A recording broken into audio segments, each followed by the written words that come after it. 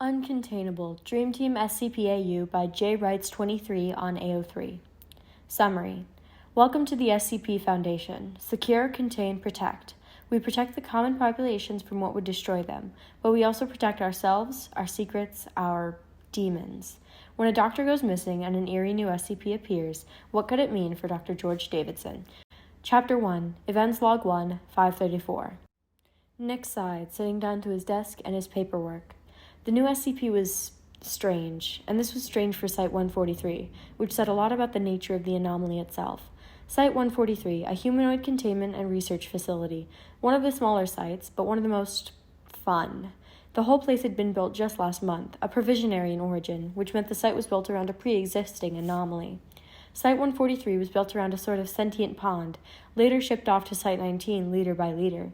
With nothing to contain anymore, the small team of scientists were sent various humanoid SCPs as they were deep buried under Denver International Airport and well out of the way.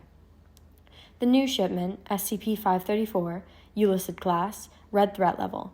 Red wasn't even that bad. It just meant unpredictable and capable of great harm. Nick opened the filing cabinet on his right, wincing a little as the unoiled screech of the metal tracks broke through the silence. Pulling out a fresh SCP documentation form, he uncapped his favorite fountain pen and set to work. Item number, SCP-534. Class, Ullicid, orange to red threat. Disruption level, ECHI, 4 out of 5. Risk class, warning, 3 out of 5. Special containment procedures. Subject was flown to Denver International Airport immediately upon discovery. It arrived heavily sedated and bound. Subject has been placed in the site's most secure containment area, according to its possible red level threat. Unit is equipped with gaseous release sedatives and pathogens. Subject seems to be adverse to high levels of light. Floodlights have been installed in the ceiling as a cautionary step. Description. Subject is a form of white mass. No identifiable skin or organs, only white matter that seems to resemble flesh in texture. Subject was brought in and measured at 192 centimeters or 6'3". Subject weighed in at 204.35 pounds. When the subject was found, it was considerably larger. Witness accounts of agents redacted and redacted both corroborate that the SCP was at least 8 feet in height and shrunk once sedated. This leads Dr. Davidson and I, Dr. Armstrong, to believe that the SCP possesses shape-shifting abilities. Subject was found wandering the Everglades. Crocodile blood was found on its face. The face resembles some kind of macabre smile. 2 large voids that resemble eyes. There is an iris of neon green that gives off its own light. Its mouth can only be described as carnivorous. It has 1 row of extremely sharp teeth that should not be touched anywhere on their surface at any time. See minor injury report number redacted. Its mouth stretches the width of its head, which is perfectly spherical. Subject is thought to possess powers such as shape-shifting. Further research will be done to test for others. Nick set down his pen, anxiously glancing back at the darkened containment unit. At what he saw, he screamed, "George!" The frazzled doctor came running around the corner to find a disquieted Dr. Armstrong on the floor by his chair. In fright, he'd fallen. "What is it, Nick?" He sighed in annoyance, helping the man to his feet. "I thought we had a containment breach or something." "With this understaffed place, more likely than you'd think," Nick muttered, adjusting the white headband he always wore. "It's just... it." "It?" George crossed his arms. "Are the big, scary SCPs gonna scare Sappy Nappy at last?" "I told you about that nickname thinking you wouldn't use it against me," Nick said, "but you should have seen it." They both subconsciously tilted their heads toward the darkened unit. It had white semi-walls that only came about 2 feet off the floor, only really there to hold the shatter-proof glass in place. The room was filled with synthesized darkness that didn't spill out into the light and research office, and the light from the LED overheads didn't reach into the unit despite its close proximity. This was because of another SCP, number 3812, a Thaumiel class, which merely meant that it was willing to cooperate with the SCP Foundation, simply described as sentient darkness. It used to be a risk-laden Keter class, but eventually agreed to cooperate. It was brought over with SCP-534, its lightless properties thought to be possibly calming to the white monster. Dr. Novoscotch really was the only one who dealt with SCP-3812. He and Dr. Ahmed transferred over from the Everglades site, his relations with SCP-3812 being stronger than all others. Glowing green rings looked back at the 2 doctors from inside the thick darkness. "Good God," Dr. Davidson said, his British accent heavy with fear. "Not teasing me now, are we, George?" Nick smiled, still uneasy. "It's Dr. Davidson." He frowned, composing himself. "I have to go talk to Dr. Ahmed about the capture circumstances." "You can just call him Zach," Nick called after him as the doctor was walking away rather briskly.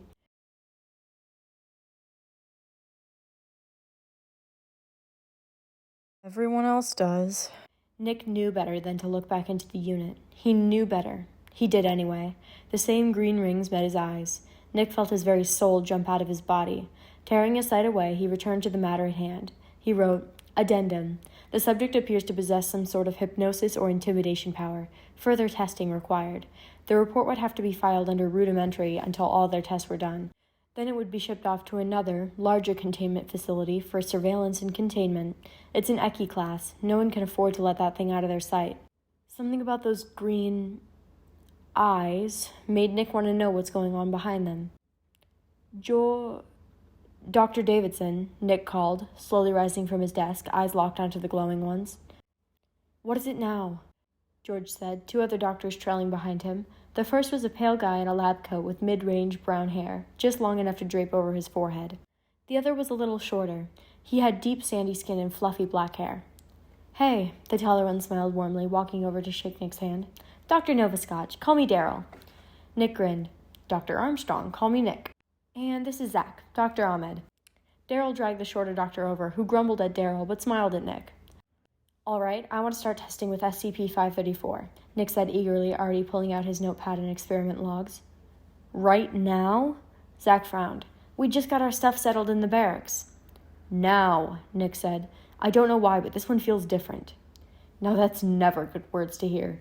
Zach laughed nervously. Nick walked over to the dark glass, the eyes nowhere to be seen. George walked over, staring with blank curiosity into the inky depths. Bang! Two white-clawed hands smacked up against the glass, and the face appeared soon after. George turned around in fright, hugging himself around the arms, but rooted to the spot in fear. Nick looked into its face. It didn't have any malice in its features. The SCP smiled, placing its hands on the glass closer to George.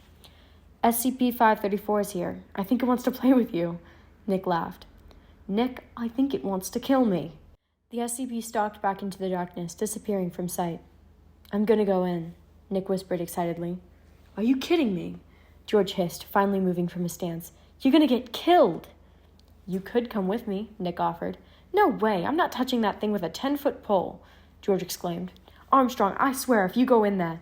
Zach, I'll need you on the security panel, Nick said, completely ignoring his friend. Nick! George shouted. But when he continued to walk off with Daryl and Zach, he yelled, Fine, get killed, not like I care. He regretted that as soon as he said it. Fortunately, the boys were out of eyesight when he said that. Hopefully, they were out of earshot. They weren't. Nick stepped into the decontainment chamber, donning the white clothing he always had to wear when visiting an SCP in their unit. Daryl came with as well, but only to get SCP-3812. The double-sealed doors to the unit opened and the darkness flooded in, and with it, cold fear gripped Nick's core. Hey, buddy. Daryl was smiling. Come here. The darkness seemed to hum with Daryl's presence. It shivered and condensed and shrunk until the room was light again, the dark blob taking shape and perching on Daryl's shoulder. He winked at Nick before heading back to the decontamination room. He opened the door to what looked like a high-tech dog crate, and the dark blob happily stepped inside. Nick looked into the unit. The SCP was definitely over 8 feet. It was sitting on the floor, knees drawn up to his chest. Zach, you got the lights ready? Nick radioed up to Zach, who was sitting in a control room that overlooked the unit. He nodded from behind the protective glass, and Nick stepped into the chamber. The SCP's eyes drifted to Nick, pinning him to the spot with its gaze. Hello? Nick said, checking if it understood English. It tilted its head to the side, as if confused. It shrunk a little bit, eyes still looking as if they were studying Nick. When it was done, it was smaller and yet still towering over the doctor. It might be trying to seem non-threatening, Nick thought. It backed away into the corner of the room, hissing. Oh, gosh, I'm sorry, Nick said, backing away as well. Doctor, it had spoken. Dream. Its voice was horrid in every sense, raspy and guttural and sounding like 1,000 instead of 1. Nick was shocked. None of the SCPs in the whole site could speak. Dream? Nick said, and the SCP nodded. Nick pointed to his own chest. Sapnap. He used his code name for a reason. Some SCPs were known to gain immense power if they knew one's true name. Sap. Nick nodded. The SCP shakily pointed at itself, smiling widely. Dream. Dream? Nick asked, pointing to the SCP. It nodded, bounding towards Nick suddenly. Nick braced for impact and possibly the end of his life, but neither of those things happened. Sap. Hello. It was right in Nick's face, who was frankly scared shitless. Hi. Armstrong, that is enough, George's voice radioed in. Get out of the yourself or I'm dragging you out. Nick glared up at the control room, meeting George's sunglass-covered eyes. Nick backed away from the SCP, who tilted its head and stopped smiling. It went back to the corner and sat with its knees against its chest again. The doors closed around Nick, who had backed up far enough to make it to the decontamination chamber. This is going to make for one hell of a report. Chapter 2, Events Log 2. Nick had no idea what to do next. He was trembling in fear and in anticipation, grinning wildly. George, Nick radioed in. Did you hear that? At that moment, Dr. Davidson walked through the door, his sunglasses somehow reflecting his angry expression. You spoke to it, he muttered, lab coat flaring out behind him with an invisible breeze. Yeah, Nick smiled, grabbing his pen and paper. The subject has shown signs of sentiency. It has given itself a name and mimicked my own speech. You had no idea how it would react, George spat. It could have killed you. Does that thought never freaking cross your mind? Well, yeah. I already have one dead teammate, George cried before rushing out of the decontamination room. One dead teammate. Nick would have to investigate that later. Daryl ran up to Nick excitedly, and a rush of incomprehensible science jargon followed could only be described as fangirling. Nick met Daryl's eyes. He looked more tired than when he'd gone off to the control room, but that was only a matter of minutes ago. What's up with Davidson? Zach asked, breaking the steam off nerd speak. That's just George, Nick sighed. I'll ask him about it later. Not that I'm going to get anything out of him, but I'll try. Do I need to release Halo back into the room? Daryl smiled. Halo? Zach said incredulously. Yeah, SCP-3812. Little Bunny and I have gone through so much together, thought I'd give him a name. Halo just seemed right. Remember when he just sat on my head and wouldn't come off for a week? Zach looked uneasy. You've been exposed to that thing a lot, Daryl. It's not a thing, Daryl grinned, tapping the glass of Halo's carrying cage. At least I didn't name it Mr. Squeegee. Not this fish shit again, Zach grumbled, pressing his hands to his temples. Look, I'm sorry, I've told you. Zach, I'm just teasing you. You do enough to me. Daryl's face was pleasant, but his eyes told a different story. Nick left them to their quarrel, returning to his desk and pulling out a tape recorder. He didn't think he could say everything he needed to say on paper. Click. This is Dr. Armstrong, Site-143 Humanoid Research Section. Today we made a breakthrough with SCP-534, found proof of sentience, and even spoke with the SCP. He paused the tape. Something told him that he shouldn't tell the SCP Foundation 534's name. Dream. What is wrong with me? He resumed the recording. The subject interacted with me for a minute or two and did not seem to have malicious intentions towards me. Dr. Novoskotch accompanied me to the decontamination chamber where he called the Thaumiel class and left. I proceeded into the containment unit where the SCP seemed to be sitting. Paused. How was he going to phrase this? Click. The SCP and I had an exchange of words. I said hello to it, it learned my speech patterns, and replicated it for itself. Do I tell them or not? I can always add it to the next report. It said hello a few times, along with my nickname Sapnap. That was the end of the relation. I left in case it got agitated. Click. Nick ended the recording, extracting the tape and slipping it into an envelope along with his paper report. George walked across the room, staying far away from Nick. Nick, of course, hopped up immediately. Hey, Nick called, jogging to keep up. Are you okay? Of course, George muttered, using his short height as an advantage in keeping his face hidden. We have work to do. Look, George. Dr. Davidson. I'm sorry I panicked you, Nick sighed, forcibly stopping their forward motion and turning him around by the shoulders. Don't touch me, he hissed, backing away. He didn't look angry, he just looked sad. He ran off, somehow faster than Nick could keep up. Nick went to his desk again, slipping the envelope and the report into a larger envelope. He handed it off to an assistant. Her name was Sylvie, who presumably rushed it off to a hub site. The report would be in the system within a matter of minutes. Daryl walked over to Nick, still carrying Halo's container. Does he need to be back with Dream? Daryl sighed, waving a tiny hello to the darkness inside the container. It waved back with a tiny, fingerless hand. Admittedly, it was a cute SCP. Nick glanced over. Dream was still huddled up in the corner. He touched his finger to the earpiece. Yeah, can we get the lights lowered a little in Containment Unit 4? The lights dimmed in the unit. SCP Dream looked down, seeming relieved. It smiled, watching Daryl wave to the container. It brought its clawed hand up, stiffly waving it back and forth. Nick smiled. It was waving at him. This thing definitely learns through mimic, Nick commented, enthusiastically waving back. Daryl noticed and joined in. Through the glass on the box, it could be seen that Halo did too. What are you all... Zach laughed, but stopped when he saw SCP Dream waving at him. Holy shit. I know, right? Daryl grinned, the purple underneath his eyes an oxymoron to his demeanor. SCP Dream stopped waving once its eyes connected with Halo's cage. It was like it shut down, or maybe the opposite. It shapeshifted again, growing into its giant state. It's aggravated, George said frantically, running into the office space. What do I do? The floodlights, Nick yelled, and George scampered off again. In moments, bright light beat down on the aggravated Dream. He made an ungodly screeching noise and shrunk back down again. The light shut off again. Did Halo cause that? Daryl murmured. I don't think so, Nick frowned. He was in there with Halo for a while before this. Daryl glanced over at Zach, who was clutching Daryl's arm. What on earth is happening? Sylvie raced into sight. It's okay, Nick sighed, looking at the dejected-looking Dream. He felt so guilty. Dream was lighted first. That must have hurt. Would Dream trust him again? Good, because we've got a visitor, she said, and a man with sunglasses appeared from the shadows behind her. Greetings, he smiled. The name's Errett.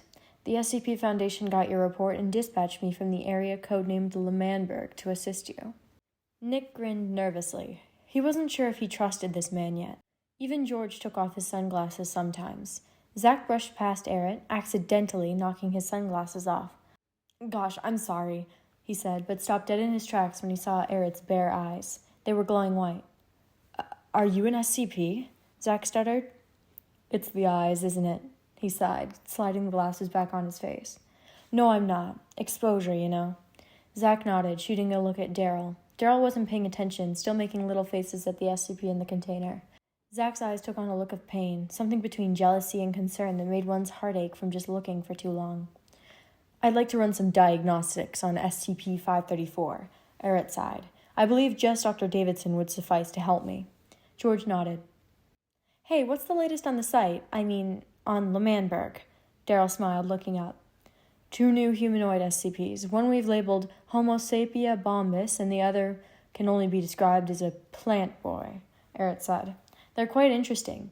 They were found together in one of our British areas, and got quite aggressive when trying to be separated. Do they have names? Nick asked curiously, regretting it quickly. Names?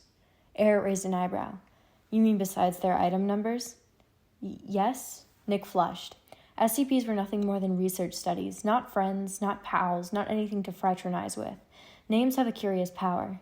They make something more real. Only the nicknames, Errett revealed, and Nick perked up again. They're in our T section. The B-boy's name is V880. The V is for Vlam level disruption class. So the B-boy's not that aggressive, Daryl smiled. Muffins. I bet those two are adorable. Well, Errett continued, some of the scientists, Dr. Soot in particular, noticed that the designation could resemble a name. TV800 became known colloquially as Tubbo. That's so cute, Sylvie added, adjusting her overlarge circle glasses. TO334 is the other designation, Errett said, renamed Tommy by Dr. Jansen. You'll know him as Fundy. Fundy. Nick smiled. That dude's cool, even if he does have fox ears. Wait, what? Zach laughed. SCP exposure? Nick shrugged. The last time I saw him, they were definitely attached and real. Well, Errett smiled. He does have a tail now as well. No way, Nick gasped happily. Does he like them? He's elated. Errett gestured with his hands. Dr. Floris Jansen is what I would have referred to as a furry before I started working here. Furries should be classified as an SCP, Zach muttered. What? They are, Errett said, much to Zach's confusion. Not gonna ask, he sighed. So SCP Tommy and SCP Tubbo, they're symbiotic? George asked, quietly taking out a pen. Yeah, they seem to be directly beneficial to each other. SCP Tubbo's bees keep Tommy's plant bits healthy, and the bees, in return, are kept fed.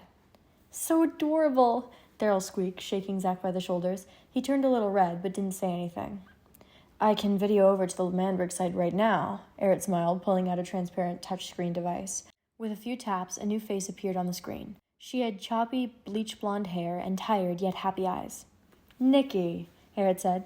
Hey, Errett, she responded, voice cutting out a little bit. What did you need? Can you show us the new SCPs? B-Boy and Plant Boy? She smiled. If you would, Eric asked. Nick, George, Sylvie, Daryl, and Zach all crowded around the screen. The camera shook with her steps, and eventually they made it to a containment unit. This is them, she sighed, pointing the camera into the room. SCP Tubbo was quite literally a b-boy. He had overly large and round eyes, as well as 2 antennae that stuck out from his forehead. When he saw Nikki, he smiled. Around his head was a small group of bumblebees. They seemed to be a part of him almost. SCP Tommy didn't look as happy with life. He was nestled into a niche of plant-like material that seemed to be coming out from his arms. He appeared to take the form of a 16-year-old boy with pale skin and dusty blonde hair. He had the white shirt and pants of the SCPs. Some of the humanoid SCPs were more humanoid than others, so clothes had been issued. Tubbo's shirt seemed to be too large, but when Eric asked why, Nikki merely said that they'd given him the wrong size, but since hasn't relinquished it. Does he have a stinger? Nick asked excitedly. Not that we can tell, but his fingernails seem to serve the same purpose. They're abnormally sharp, Nikki sighed. He likes to hide his hands in the sleeves of his shirt. Aw, Daryl chimed in. He's afraid of stinging you. Perhaps. She frowned. Eric said his goodbyes and shut off the video call, returning to look at Dream's containment unit. The SCP was still cowering in the corner, hiding its face. Sorry, buddy. Do you want to start ability diagnostics? Eric asked, and George nodded. Nick headed off with Daryl and Zach. Daryl had said that Halo wanted to say hello to them, while Sylvie made her excuses to go examine at a safe-class bovine SCP that seemed to have no intestines. George quickly swished around solutions in a test tube. They were skin scrapings from when SCP-534 was sedated. George? Eric asked. George gritted his teeth at the use of his first name, but didn't protest. Yes, Eric? No offense, but what's a nice guy like you doing in the Foundation? Eric said, taking up another test tube and recording the contents. It's just, you don't seem like the type to be... Eric? George gripped onto Eric's shoulders, turning him to look George in the eyes. His sunglasses were on top of his head, revealing yellow, discolored irises. Let's just change the subject. George smiled menacingly. Eric gulped, not expecting the small man to be so... intimidating. He nodded. I think I'm going to go into the unit, Eric said, with proper backup, of course. George nodded in approval. Backup referred to a high-powered flashlight and a concealed handgun. But when the seals opened, Dream got agitated, growling again and making snarling noises at the doctor. Eric backed away, the clawed hands of the SCP making him fear for his existence. He safely made it back into the decontamination, sealing the doors behind him. George? Yeah? We need to get Nick back in here. Author's note. Hey, as this is a re-upload, I'll be posting most of what I have in one go. Unfortunately, I have to rewrite some things that were lost, but it'll be fun. Love y'all, and I'm so glad to be back. J. Hart. Reader's note. So, I hope you guys enjoyed this. I don't think I'll be continuing the Bang and Burn series. I'm just not very passionate about it. I just don't like it that much. I hope you guys enjoyed this new story, and I hope you will be joining me for more. Sorry if there were any interruptions in the background like you can hear right now. That's my AC, and I don't know how to work around that, but I will see you guys later. Like, subscribe, leave a comment, give me suggestions. Bye!